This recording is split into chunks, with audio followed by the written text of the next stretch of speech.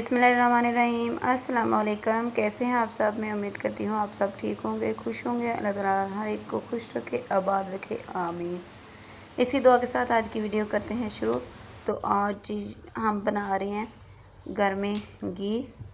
तो सबसे पहले जो मलाई है वो हम अपने जग में डालेंगे। और मैं आपको बताती चलूँ कि ये जो मलाई है मैंने रखी हुई थी, तकरीबन हम 1 या 1.5 किलो दूध लेते हैं और उसको मैं अच्छे से गर्म करती हूँ और जो है फ्रिज में रख के तो उसकी मलाई उतार लेती हूँ। तो अब इसमें मैंने पानी थोड़ा सा डाल दिया है।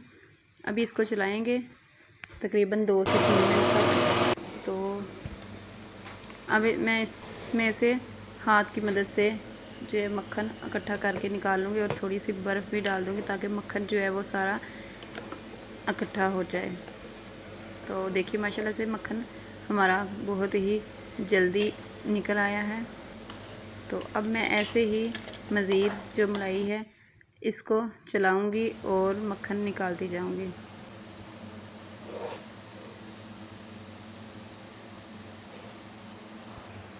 तो आप देख सकते हैं माशाल्लाह से मक्खन हमारा जो है वो बन चुका है। अब मैं इसको करूंगी गरम।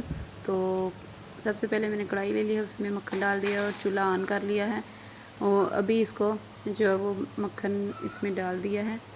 तो मक्खन हमारा मेल्ट हो चुका है। अब हम इसको मज़ीद और पकाएंगे और साथ साथ चम्मच भी चलाते जाएंगे ताकि हमारा मक्खन जो है वो जले ना।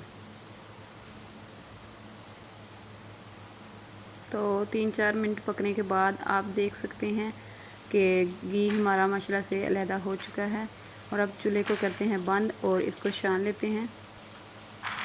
तो जी इसको पहले करेंगे ठंडा। तो ठंडा करने के बाद मैंने छान लिया है। तो आप देख सकते हैं कि कैसे मैंने मक्खन थोड़े से मक्खन से जो है वो घी बनाया है। तो माशाल्लाह से कितना ज़्यादा घी निकल आया है।